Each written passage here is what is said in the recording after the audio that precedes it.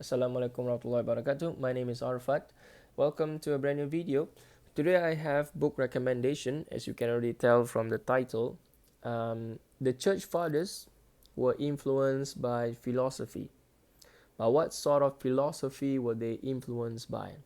Now, obviously, we are talking about the Greek philosophy. We're not talking about the Eastern philosophy or the Southern philosophy. We are talking about the Greek philosophy, and by that we can say that this is Western philosophy.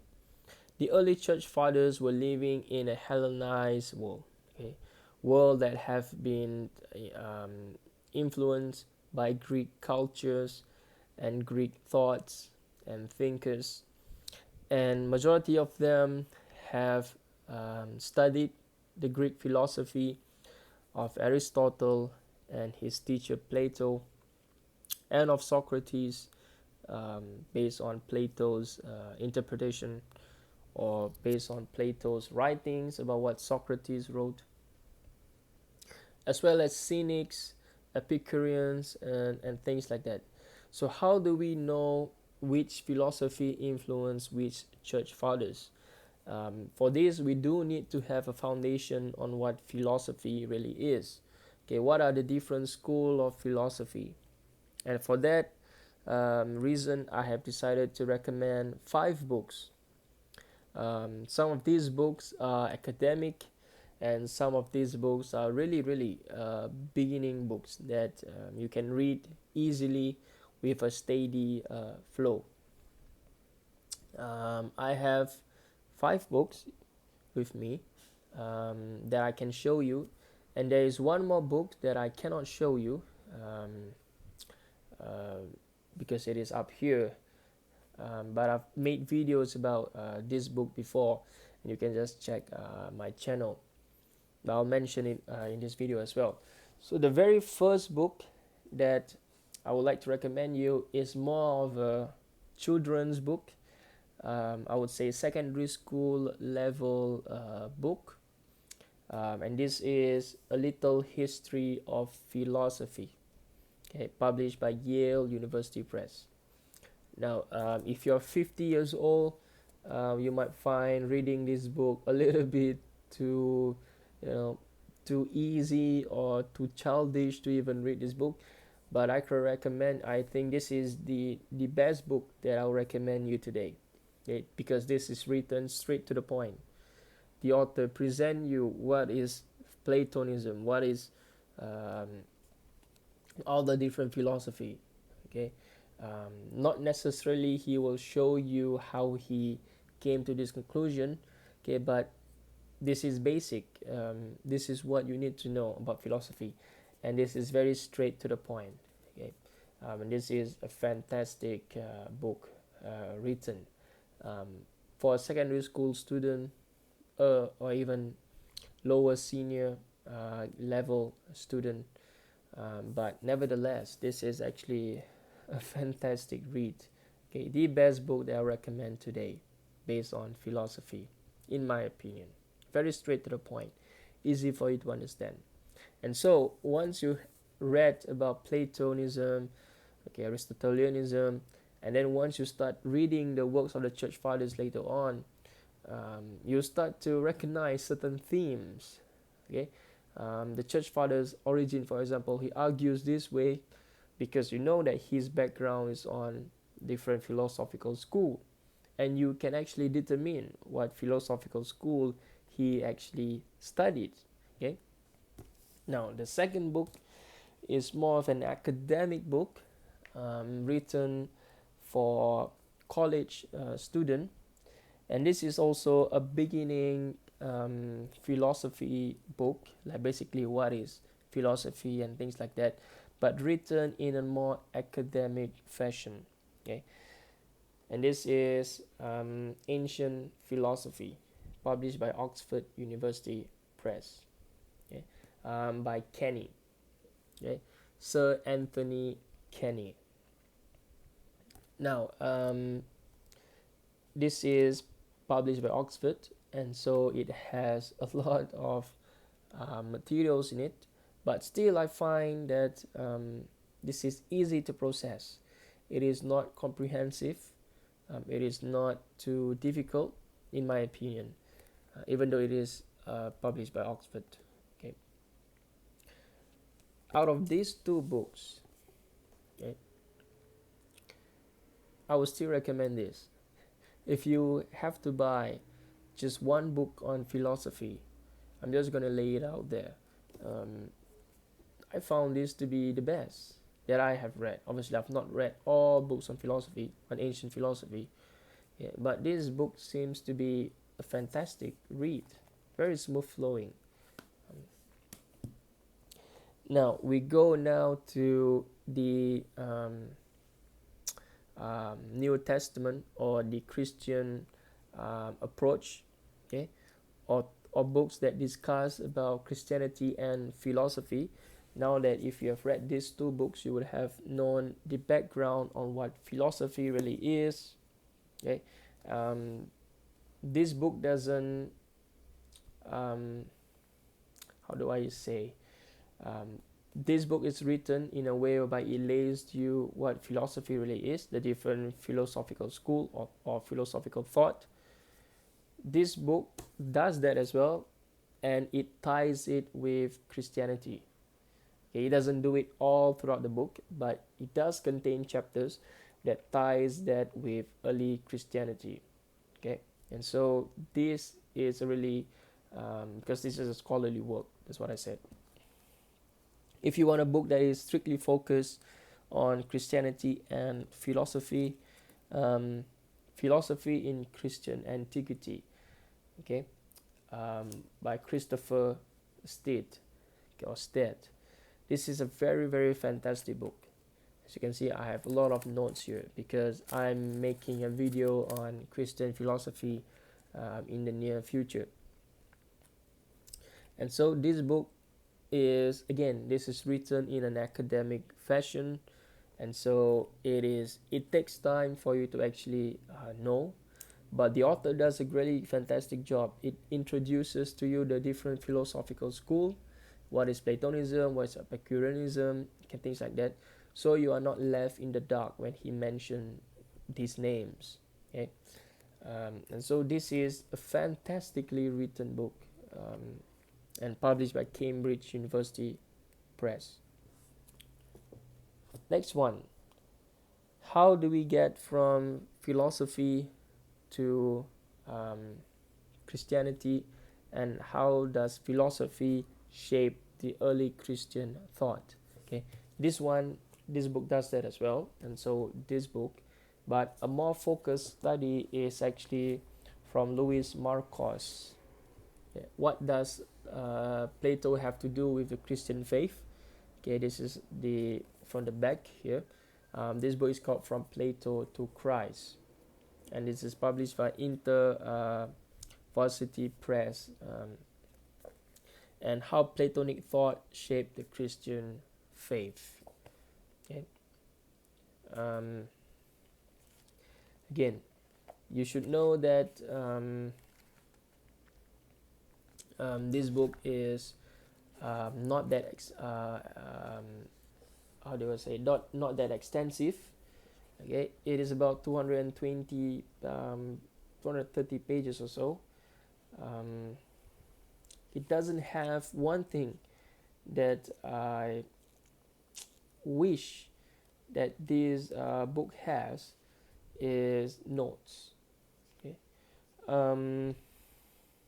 this book doesn't have notes, but then again, if you read this book, you don't really need to have notes on it. But I do wish that the scholars do provide, for example, more I forgot what do you call it, this thing, annotations. Okay, there's only a few annotations throughout this book, and so I do wish the scholar actually provide more annotation, but nevertheless, that doesn't take away from the beauty of his work. Okay, now I have to be honest here and say that I do have my reservation for some of the books published by InterVarsity Press. Okay, I'm always more skeptical when I receive materials from InterVarsity Press. Okay, even though it is an academic presses. Okay, but based on my experience, some of these materials tend to be more catered towards the evangelical community, whereas comparing it to Cambridge, Oxford, okay, whereby it tends to be written towards a more liberal audience or liberal ideology. Um, and so I do have certain reservations when it comes to this book, okay, but nevertheless, I enjoy reading and learning about books that have different opinion from the majority of the scholarly consensus out there. Now, obviously, if you were to weight InterVarsity Press to academic presses like Cambridge or Oxford, um, obviously Cambridge, Oxford would have a much stronger weightage to that, because it is a prestigious school. Okay, Oxford and Cambridge, they are prestigious school, and so materials that are published or recommended by Cambridge or Oxford tend to carry more weight. But that doesn't mean that the materials that they put out, okay, are necessarily always correct. We should always open our mind and go to materials that are published slightly more towards the evangelical audience, or slightly more towards or works that are aimed towards fundamentalism. Okay? But nevertheless, you should not take away works that are written by scholar. Personally, I do not know who this person really is. I have not researched about who he is and things like that. Christopher State is a more well-known name, okay, as well as Anthony Kenny is a more well-known name, okay.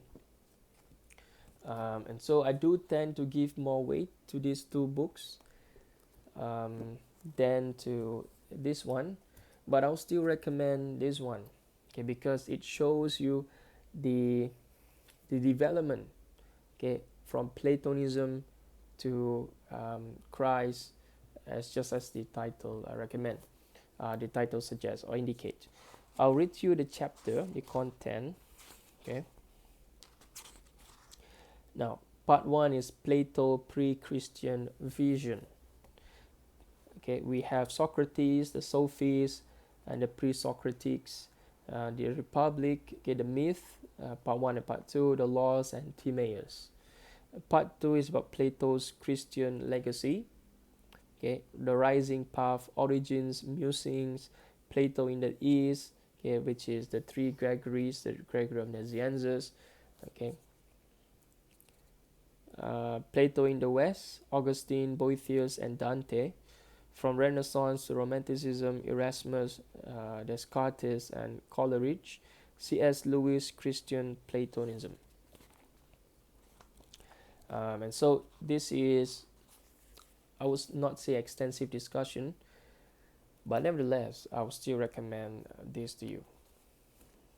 Last but not least, that I will show you is, it is not so much to do with philosophy, but it is how philosophy has influenced the early Christian thought about who Jesus really was. And this is by M. David Littwa, okay?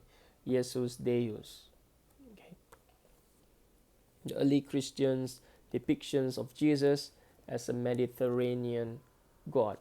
Now, one thing that I should explain about this book is that it is very, very, very extensive, not comprehensive, not exhaustive, but extensive. You do need to know a little bit about the Greek, because there are many Greek writings contained in this book, and there are many, many footnotes which I enjoy. I read these footnotes. And David Littwa, he's a prolific writer. The book is smooth sailing. It is not too long as well. It's about 200 pages or so. And so it is written in a way that is easy to digest. Okay,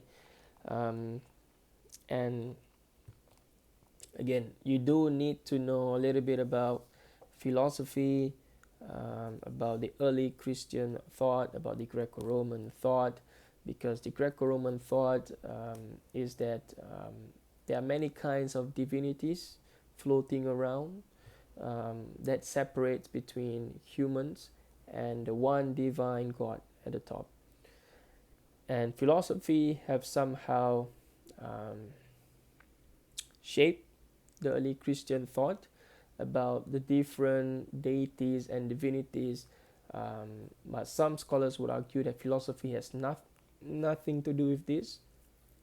But I would differ in opinion to them. I would say that everything is related. And so this is this is not necessarily about philosophy. But if you have read these 4 books that I recommend you earlier on, once you started reading David Letour's book, you start to realize that there are relationships between philosophy and the early Christian thought. Now, the last book, but not least, is The World Around the New Testament, which I have up here. Okay, The World Around the New Testament. I've made a video about philosophy, the different philosophical school. You can check that out in my channel.